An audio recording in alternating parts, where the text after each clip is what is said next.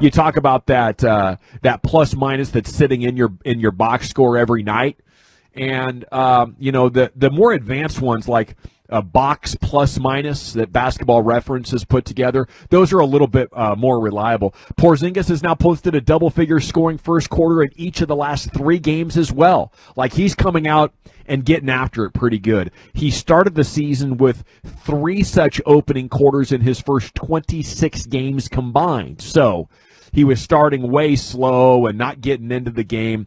Now he's doing a much better job at that. How do you guys look at Porzingis now? Do you think expectations soared too quickly on him, or are Mavs fans out of whack with their expectations, compared to what he's capable of doing?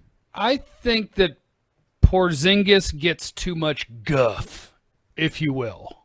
Like, he is your second best player. When he and Luka are both playing and he's healthy, they give you a legitimate shot to build something really, really good that could turn into a contender with a little bit of tinkering. So while I have my frustrations, whether it comes to how often you got to rest him or how often he gets banged up, I think overall Maverick fans in general are too low on Porzingis. And there's a lot of them that aren't. But I think, like, if you made a poll, and I think we did once, right? Like, would you like to see the Mavericks shop Porzingis? Like 80% yes. Yeah. He's a really good player. He's a great offensive player, and he's a really good player that I think is going to be more valuable to the Mavericks than he would be in whatever you could get in return for him. Yeah. So, like, I'm down with the back and forth and the things that you can get frustrated or criticize about him, but I also think on the whole, the fan base is too down on Porzingis. We're paying too much attention to what he doesn't do instead of appreciating what he does do. And sometimes he looks like a real superstar, which makes us feel like, man, why don't you just do that all the time? But it's not who he is, Brian. Yeah, I think you're right. I'm trying to figure out, would I rather him be a really good offensive player or a really good defensive player? That's what I'm trying. Good offensive player. Yeah. So, I mean, okay, if I'm then I need to stop being critical of him being not a very good defensive player. If I want him to be a good offensive player, in my mind, I have to say, okay, keep knocking down shots, keep the pressure on, don't turn the ball over, make those free throws when you get to go to the line. Occasionally, you have a drive or two that it's a good finish. So I need my expectations of him is offensively. It's because if I want him to be a better defensive player, then I'm probably wrong, because I don't think it could happen. I just don't think that's an important point. Yeah, I don't think. And I have to give him, if his offense is bad, then I have a complaint. If his defense is bad, I don't have a complaint, because I think he could be better offensively. Yeah. Okay. So, I mean, I think those are really good takes. For me, a lot of it's been the injury concern, and I'm willing to take the good with the bad as long as he is healthy. I also think he's running into what Chris Bosh and Kevin Love ran into in Cleveland and Miami, playing alongside LeBron. The difference was LeBron had a true Robin. He had Kyrie Irving and Dwayne Wade next to him. So your third best player, being your third best player, could only score 10 points some night and be like, oh, that's fine. We're still going to the finals.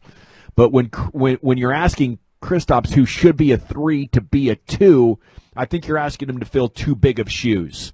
And maybe the Mavs are finding this out over the first couple of years of having him. Maybe they still feel like he can grow into that legitimate number 2, and they just need to get him healthy for a sustained period of time. But I'll tell you, the back half of this USA Today article really spelled out some of the things, and I think as the texts are coming in, if you're a strong Porzingis hater, you got some ammo here. After averaging 2 blocks per game through his first 4 seasons, with as many as 2.4 during 2018, he is now just at 1.6 blocks per game. After averaging 0.7 steals per game, he has recorded just 0.4 this year. So 2/3 the number of blocks, 55% the number of steals. His steal percentage ranks in the 5th percentile amongst big men. Oh, there's only a few big men that play regularly that are worse at getting steals. I guess that one not that I'm making any sort of an excuse for Porzingis in any way, but I guess that one I can kind of rationalize because it's the same as when he has the ball and he's isolated or he's trying to dribble and all that. Like when your center of gravity is way up there, Yeah. like the only steals you're going to get are going to be anticipation, right? Yeah. Or maybe somebody's in the post and they try to lob it to him and you're able to tip it away, but it's still that number is lower than it was. But I guess I don't expect him to get steals because he's built weird. I'm more worried about them stealing the ball from him. Yeah. Yeah.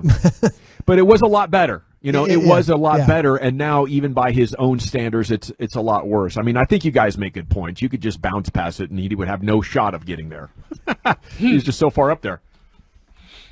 It should also be concerning, right, USA Today, that Dallas is allowing 119 points per 100 possessions when he's on the floor. A massive number. When he is off, 111.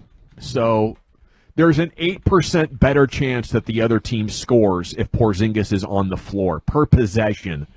That's going to be tough to win. Advanced metrics illustrate how poor he has been considering his defensive regularized adjusted plus-minus.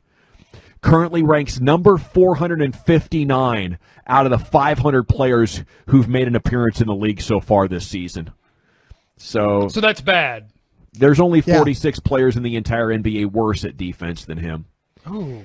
And, so that kind of gives you the perspective on it. And can he continue to be an efficient offensive player while correcting some of this defensive stuff? And why is it happening this year? Is he still recovering from the offseason knee surgery?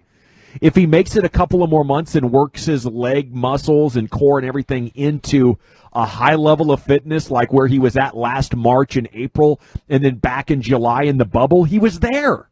Why is he now not there? He came back months ago now. We're into April.